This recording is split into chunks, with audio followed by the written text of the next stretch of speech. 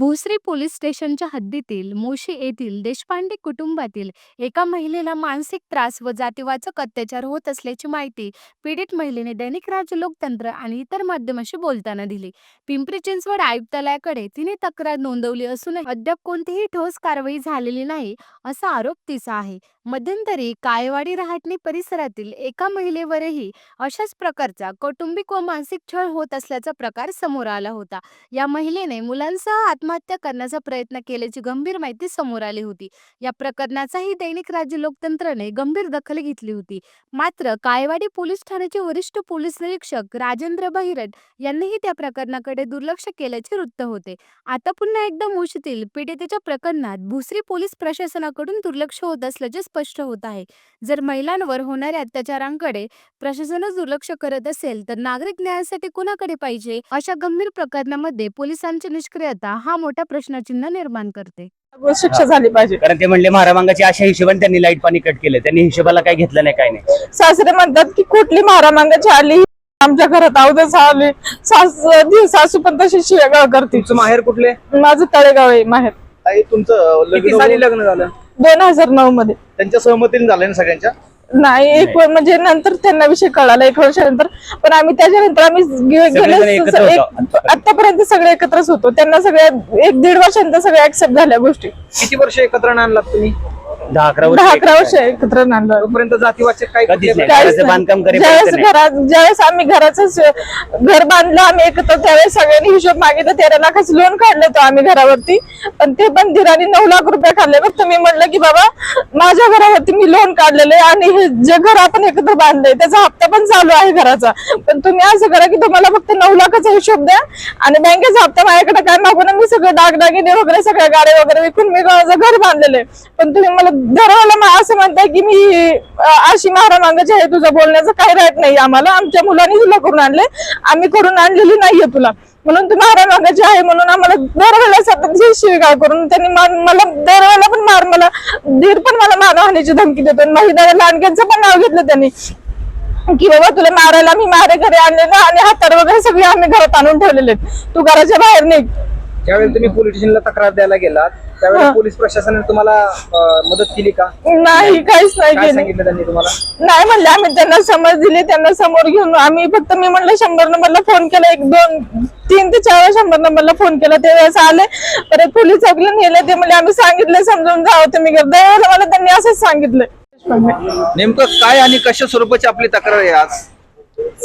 दीर आणि सासू सासरे दीर आणि यांनी मला जातीवाचक शिवीगाळ करून मला मारहाण करून मला घराच्या बाहेर जाण्याचा प्रयत्न केला. त्यांनी नेमका किती वर्षापासून आपला हा छळ चालू आहे? गेले 4 वर्ष 2022 पासून चालू आहे. याच्या अगोदर आपण कुठल्या पोलीस स्टेशनला तक्रार दाखल केली? भोसरी पोलीस चौक आणि आयुक्त पोलीस चिंचवड मध्ये. आपल्याला काय याच्यातून दिसलं कारवाई केली? काहीच नाही. काय अजून पण अन्याय दिला, अजून पण त्रास चालूच आहे आणि कुणीच नाही मला न्याय दिलेला नाही अजून. त्रास म्हणजे नेमकं तुमचं काय म्हणणं आहे? तुम्हाला कशा स्वरूपाचा त्रास आहे हा? मला सतत जातीवाचक शिवीगाळ करून माझ्या घरातलं लाईट पाणी टॉयलेट सगळे कट गेले. मी 4 वर्ष झाले हा त्रास सहन करते आणि घरामध्ये टॉयलेटचे पाईप 4 वेळा माझे कट केले. ते मी उघड्यावरती मी अंग वगैरे, तरी पण ह्या लोकांनी मला न्याय दिलेला नाहीये. तुम्ही तक्रार केली होती का? वेळोवेळी तक्रार केली आम्ही, मला कोणी असं काय केलं नाही. कोण आहे ते त्रास देणारे तुम्हाला? माझा भाऊ, आई आणि वडील. धीर, सासू सासरे. आम्ही जाऊ. तुमचा हक्क आहे ना त्याच्यामध्ये? आम्ही एकत्रितपणे सगळ्यांनी मिळून घराचे बांधकाम वगैरे काय केलेलं आहे. काय कारण हे उद्भवण्याचं? काय कारण भांडण होण्याचं काय कारण? जातीवरून मी बौद्ध आहे आणि ते ब्राह्मण काळचे आहेत. तू मारामागाची आहे, आमच्या घरामध्ये राहू शकत नाही, तुझा काही अधिकार नाहीये म्हणून मला सतत शिवीगाळ करून मला माझ्या घरातून मला पूर्ण म्हणजे कॉलनीमध्ये मला पण सगळीकडे त्यांनी सांगितलं की मारामागाची आहे, हिला कोणी मदत करायचं नाही म्हणून. जातीवाचक तुम्हाला शिवीगाळ केली तेव्हा किती लोक होते आजूबाजूला? बरेच लोक होते. सगळ्यांना विषयी ह्या कॉलनीमध्ये, संतकृपा कॉलनीमध्ये सगळ्यांना विषयी माहिती आहे. त्यांचे काय नाव आहे? शिवाजी गोरे. कुणाचं नाव आहे शिवाजी गोरे? आमच्या शेजारी राहतात ते. नाही, तुमच्या कुटुंबातले नाव, तुम्हाला त्रास देणाऱ्यांचे नाव, अन्याय केला त्यांची नाव सांगा. निलेश लक्ष्मण देशपांडे. आणखी? कल्पना लक्ष्मण देशपांडे. लक्ष्मण बाळकृष्ण देशपांडे आणि नयन निलेश देशपांडे. तुम्हाला किती मुलं मुली? मला एक मुलगा आहे 14 वर्षाचा. ताई तुमचं पूर्ण नाव पल्लवी राहुल देशपांडे. आणि सर तुमचं नाव पूर्ण? राहुल लक्ष्मण देशपांडे.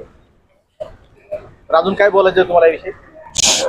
काय नाही, आम्हाला न्याय मिळावा एवढंच आमचं म्हणणं आहे. आम्ही 4 वर्ष झाली जातीवरनं शिवीगाळ करतात सतत.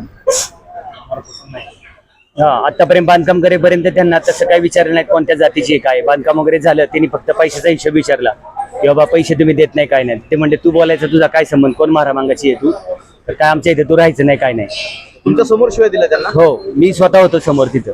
मग मी बाहेर बाल्कनीमध्ये अशी आंघोळ वगैरे तिला पाणी घेतो, साडी वगैरे बांधून अशी आंघोळ घातली. कुठे राहिला ते? संत कृपा कॉलनी, आदर्शनगर, मोशी. मोशीमध्ये.